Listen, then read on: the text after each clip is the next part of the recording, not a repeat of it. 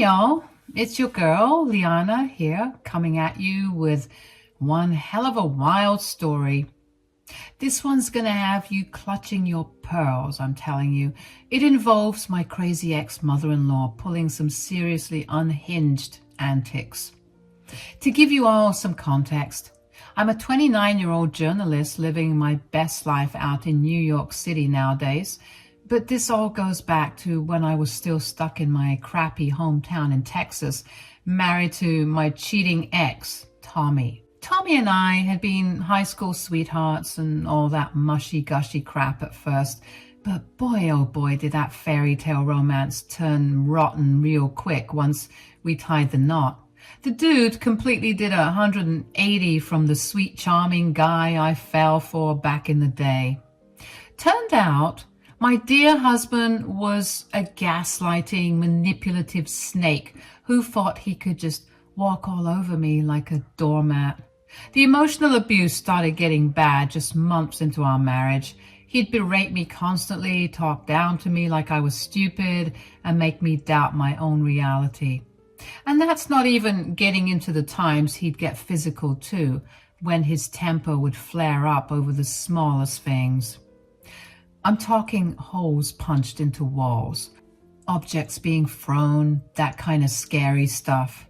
But foolish young me just thought maybe I could fix him or something if I was patient and understanding enough, you know? Well, let me tell you, that was a harsh life lesson learned. Because even after I stuck by his side through all that toxic BS for 3 long years, I eventually learned the ultimate betrayal. My lovely hubby had gone and gotten his side chick pregnant behind my back.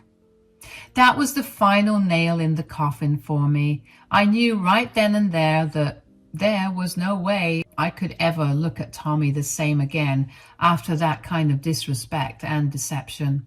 So despite his desperate pleas and promises to change, I went full steam ahead with filing those divorce papers. Now, you'd think with me being the one who got so terribly mistreated throughout our marriage that I'd be in the clear from harassment once I dumped his unfaithful behind, right? Oh, if only it were that simple. No, instead my troubles were just beginning. Because as it turned out, Tommy and his Looney Tunes mother, Lou, were some next-level psychos who simply couldn't accept me walking away with my freedom and self-worth intact. I'll never forget that haunting phone call from Lou the day after my divorce was finalized. I had felt so liberated, like a huge weight got lifted off my shoulders, and I could finally start healing. But Lou's shrill, screeching voice came through to rain on my parade. Leanna, how could you do this to us? You're running my poor Tommykins' life just because you're some selfish little brat who couldn't appreciate what a good man he was. He did everything for you, and this is how you repay him? I just rolled my eyes, feeling that sense of dread creep back in. Lou, I don't have time for this right now. Oh, no, you don't get to dismiss me, you ungrateful wench. You're going to pay for what you did to my son. Did you even stop to think about how your greed is affecting him financially now that he has to pay your ridiculous alimony fees? Greed? I wanted to laugh, as if me finally putting an end to the vicious cycle of abuse was me just being greedy. But hearing her spew all that toxic nonsense only reaffirmed I had made the right call. Needless to say, that was just the start of Lou's relentless harassment and stalking efforts. No matter how many times I switched numbers, that crazy woman would somehow find a way to track me down so she could bombard me with strings of hateful texts and voicemails all over again. You'll never be happy, you evil shrew. Her voice would screech through the speaker. You won't be able to hide from Tommy forever. He's going to take you back whether you like it or not, you dumb tramp. Yeah, real high-class lady there, huh?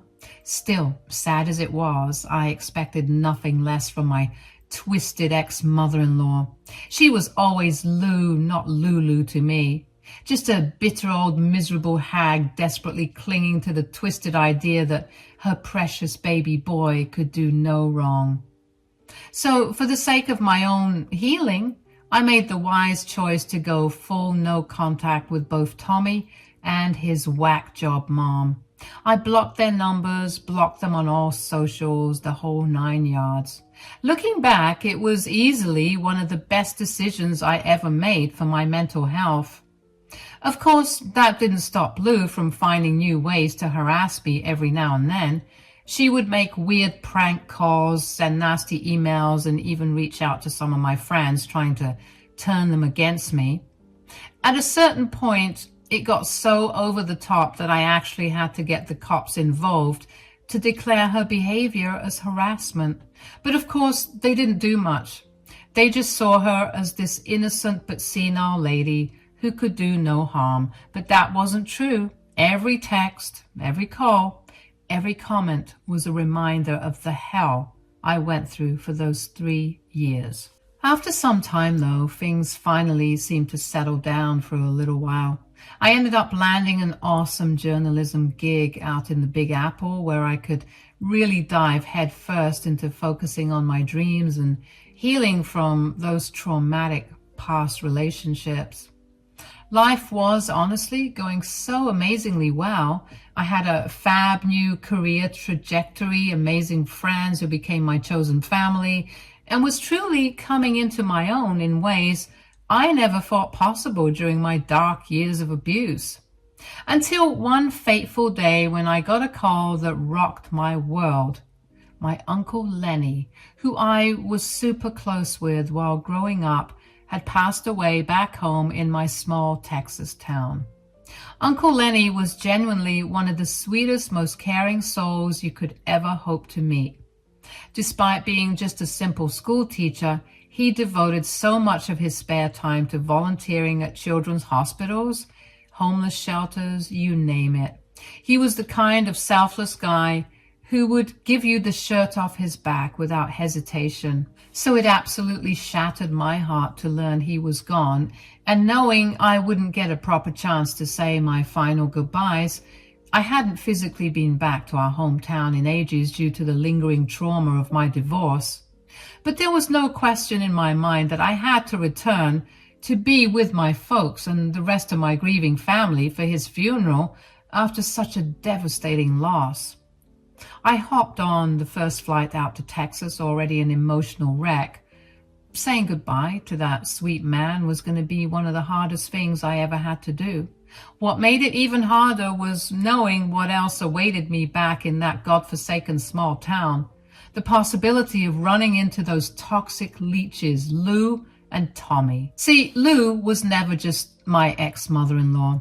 She had grown up and spent her whole life in the same area, so running into her out in public was pretty much inevitable, since our families had deep roots there.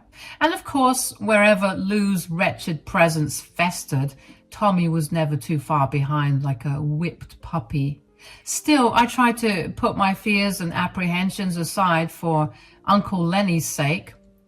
When my Uber pulled up to my childhood home, I just focused on reuniting with my folks and honoring this beautiful memory. And that's what really mattered most. As I got out of the car, the first thing I noticed was my old friend and former city council member, Lester's truck parked in the driveway. Of course, he would be here. I thought with a sad smile. Uncle Lenny had done so much volunteering and charity work over the years that he inevitably became super tight with all the local politicians and community leaders. Lester was probably one of his closest friends. I felt a comforting warmth knowing someone like him would be here for my family during this heavy time. Uncle Lenny's passing had been a huge loss for the whole town, not just my relatives, so I took a deep breath, walked up that all too familiar long driveway, and headed inside, bracing myself for lots of hugs, tears, and difficult goodbyes over the next few days. My parents were an absolute wreck as expected. We spent the first several hours just drinking tea and swapping old stories and anecdotes about Lenny back when we were kids. I couldn't contain my own waterworks either, as more and more heartwarming memories came rushing back of what an amazing uncle and human being he had been in life. Lester himself was there pretty much from the moment I arrived until well into the evening too. He was a total rock for all of us through the grieving process, offering so much compassion and even laughing along whenever we'd fondly recall Lenny's incredible sense of humor too. A really great man. As evening fell, Lester eventually had to head out despite all of us wishing he could stay longer. We would miss that comforting presence over the next few days as we prepared for the upcoming funeral service. Just when I thought the night's poignant grieving session was winding down, though, I got a notification on my phone that made my blood run cold. It was from an unknown number, but I knew exactly who was behind it. That deranged hag, Lou. Sure enough, when I opened up the message, there was a picture of a smashed-up car with its windows busted out sitting in my mom and dad's driveway. The text above simply read, "That's what you get for divorcing my son." A chill ran down my spine as I quickly realized this was just the latest vile move in Lou's twisted harassment campaign against me.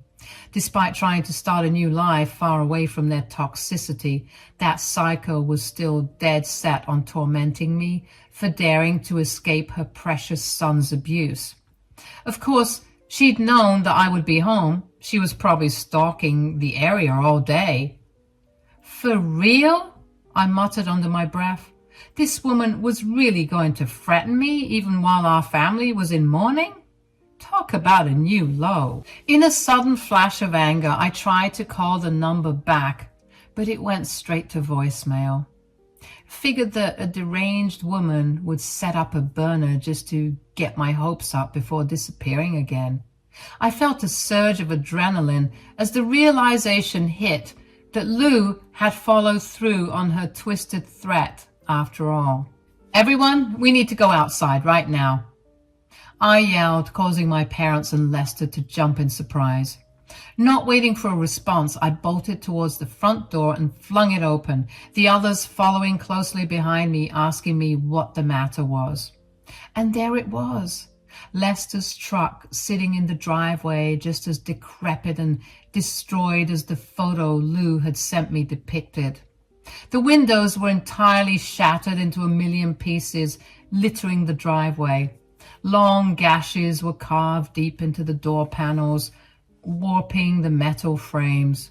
One of the tires had been slashed open too, leaving it completely deflated and bent at an unnatural angle. "Oh my God," I heard my mom gasp behind me in horror. Lester, on the other hand, said nothing. His entire body seemed frozen in a state of utter disbelief and fury. Taking a deep breath to steel my nerves, I turned to face them and showed them the message. "Who is this?" It was my ex-mother-in-law, Lou. "This is her doing." Lester's eyes widened as realization crashed over him too. "The woman you told me had been harassing you for years, since your divorce?" I could only nod solemnly, feeling my face burn red hot with shame and guilt. This poor man had always been there for me, and now he was here with our grieving family out of the goodness of his heart during our time of mourning. And now his generosity had been violently repaid with Lou's blind vengeance simply because I was the target. As Lester stormed down to inspect the damage up close, running his hands over the jagged scratches and dents, my dad pulled me aside with clear concern. "Honey, are you telling me this awful woman has been terrorizing you like this? Even now, after all these years?" Tears welled up in my eyes, but I blinked them back defiantly. I wasn't going to let Lou reduce me to a sniveling mess anymore. Not after all the hard work I'd done at reclaiming my sense of self-worth. Unfortunately, yes, she's become totally unhinged ever since the divorce. Somehow, she tracked me down being back in town and is taking her resentment out on us. A big part of me regrets coming back here now and putting you all at risk from her toxic obsession. Don't you dare say that, my father stated firmly, wrapping me up in a tight embrace. We're your family. We'll get through this together like we always have before. I felt a tear roll down my cheek as I melted into his comforting hug. God, how I'd missed this unbridled parental love and support during all these couple of years living alone in the big city.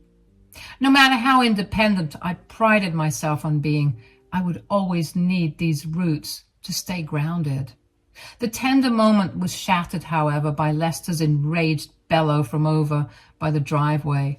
Unfreaking believable! Someone clearly has a death wish targeting me like this, he snarled, slamming his fist down against what remained of his truck bed. Taking a deep breath to regain my composure, I headed over to try and de-escalate the situation before the kind old man did something rash. Lester, I'm so sorry you got dragged into the crossfire like this. I never imagined Lou would go so far as to take her vendetta out on you too. He leveled me with an intense glare, the raw fury and hurt still radiating from those eyes. So help me understand then, just what kind of a person are we dealing with here? Do I need to be watching over my shoulder everywhere I go now in case she's got more unpleasant surprises in store? No. Despite her clear lack of boundaries, Lou isn't the kind of unhinged lunatic who would physically threaten or stalk anyone. She much prefers fighting her petty wars from the shadows through sabotage like this. The real scary part is just how deranged her vendetta against me has gotten. If she's willing to turn it towards destroying the property of total strangers now too. Lester seemed to consider my assessment for a few moments before squaring his shoulders with a resolute nod. In that case, I believe it's time we return the favor and fight back through more official channels then. Despite the direness of the situation, I felt a glimmer of hope stir in my chest. You're going to take legal action against her? You're damn right I am. Harassment, property destruction, everything. And as one of the longest tenured council members in town, you can bet you're behind. I've got plenty of connections to make this an open and shut case too. Scribbling down Lou's full name and home address on a little notepad, I passed the details along to Lester. If anyone can finally put that toxic old woman in her place, it's someone like you who's respected in this community. Please take her for everything you can. His expression softened slightly as he accepted the notepad. You've been through more than enough trauma at her hands, Leanna. From here on out, consider this a personal mission to make sure she never bothers you or your loved ones ever again. Relief washed over me, finally having such a powerful ally in my corner against Lou's torment. With Lester now hell-bent on holding her fully accountable, perhaps I would finally break free from that cycle of abuse once and for all. Unfortunately, that brief glimmer of hope was predictably short-lived, because just a few hours later, after Lester had departed for the evening, my phone rang with a call from Lou's newest burner number. Did your little boyfriend really think I wouldn't find out about his pathetic intimidation tactics? I rolled my eyes at her feeble attempts to get under my skin. You reap what you sow, Lou. Maybe think twice before destroying other people's property next time, if you can't handle the heat. Other people? I thought it was your car. As usual, that's where you're mistaken. You didn't destroy my car. You destroyed our guest's car. But as usual, you're too dense and hell-bent on petty revenge to understand that your actions have consequences. Oh, cut the righteous act, you smug little brat. This is exactly why everybody hates your guts. You always have to play the innocent victim card while ruining everything for people who do you no wrong. Resisting the urge to laugh out loud at her warped persecution complex, I replied coolly, I'm sorry, did you conveniently forget the little stunt you just pulled vandalizing Lester's truck because of your unhinged tantrum? That man has never done a single thing to you, yet you still lashed out because of your petty grievances with me. Wait, what did you say? What? Who does the car belong to? That's when I couldn't hold it in any longer. She heard me right the first time, and I'm pretty sure she was looking ghostly pale on the other end of the line. That was Uncle Lester's car. You know, the old city council member? Lou seemed to be sputtering for a retort, so I pressed on with renewed strength, knowing that she was losing this battle. Well, you didn't say anything. I didn't know it was his car. I didn't know. This is all your fault. You see, you ruin everything. Why didn't you warn me? I'm sorry? Why didn't you say anything? Ma'am, I think you need to get some professional help. How in God's name was I supposed to know that you were planning on vandalizing my property? And even if I somehow knew and was stupid enough to say, swipe or no swiping, to a deranged idiot like you, would you have even listened to me? Oh God, I'm going to be ruined. What did he tell you? Is he going to sue? Tell me now. I felt a sudden pang of pity for this deranged, hateful woman, still so blinded by her own biases that she truly believed the insane bile pouring from her lips. How sad and small her miserable existence must be if tormenting me was all she had left to cling to. I laughed again, a hearty belly laugh. It was quite bitter, actually, considering the circumstances. Your fragile ego is too far gone to comprehend reality at this point. There was a strange silence on the other end as Lou seemed to be hyperventilating, trying to process the brutal truths I had just laid bare. For once in her miserable life, that wretched woman was at a total loss for snide remarks or hurtful barbs to fling back in her defense. Lou? I prodded, unable to resist a small smirk from creeping across my face. What's the matter? Cat, finally got your tongue after all these years? More tense silence, aside from the unthinkable ragged breathing patterns of someone teetering on the verge of a panic attack.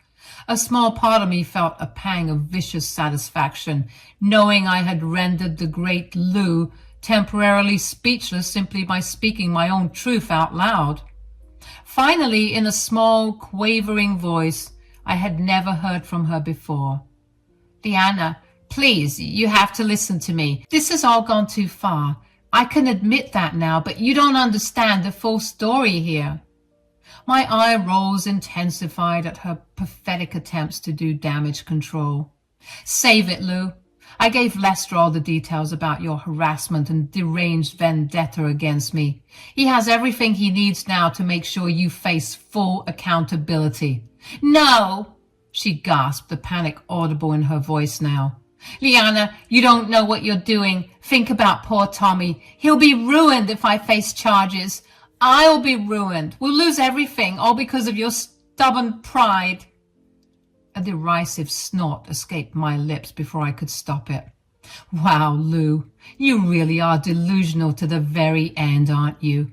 Resorting to pleading about your loser son's well-being as a final, desperate gambit for sympathy. How sad.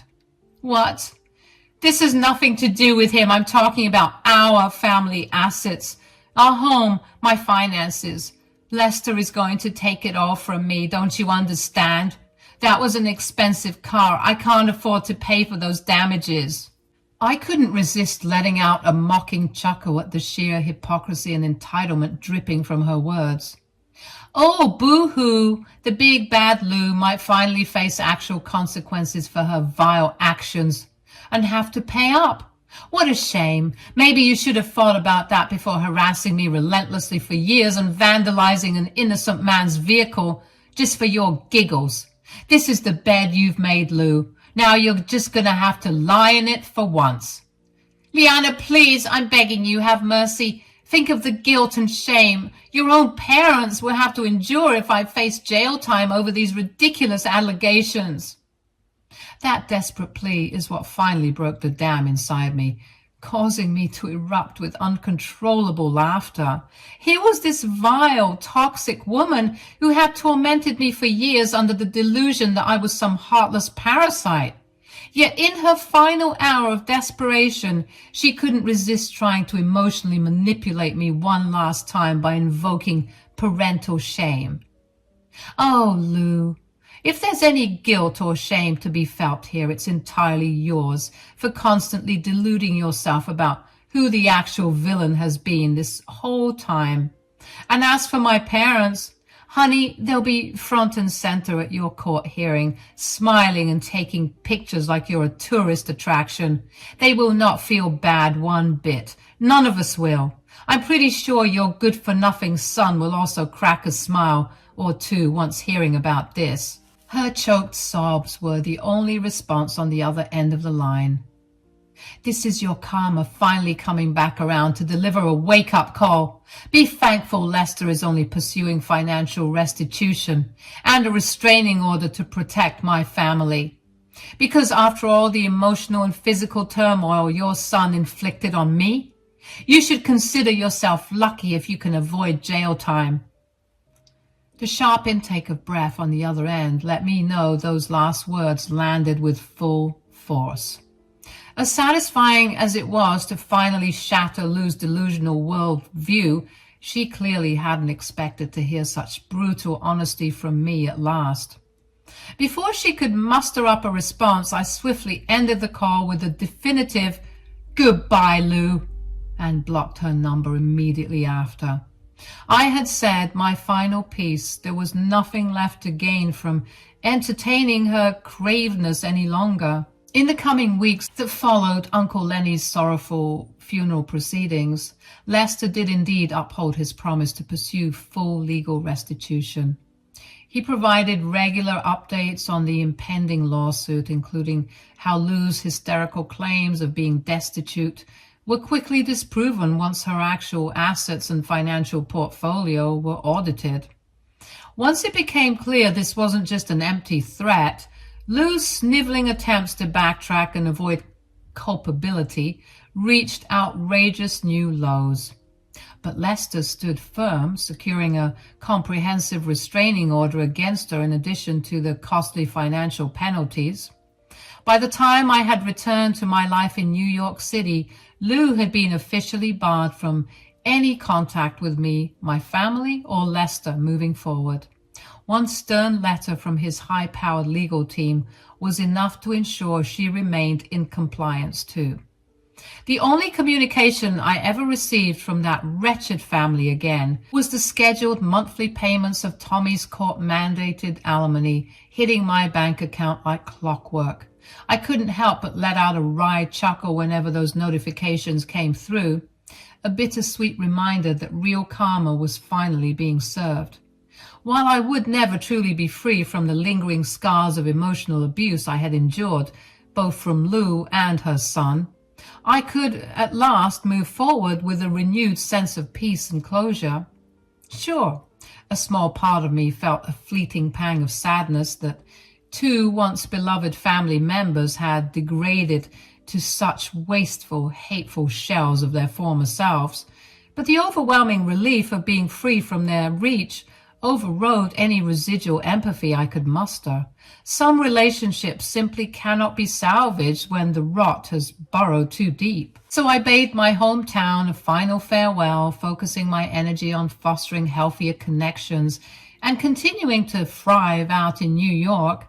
My Uncle Lenny's passing had been yet another harsh life lesson, but also an empowering reminder to cherish your loved ones while they're still around. As for Lou and Tommy, they could busy themselves paying off those alimony fees for the rest of their miserable lives, their perpetual silent penance for the years of trauma they arrogantly wished upon me.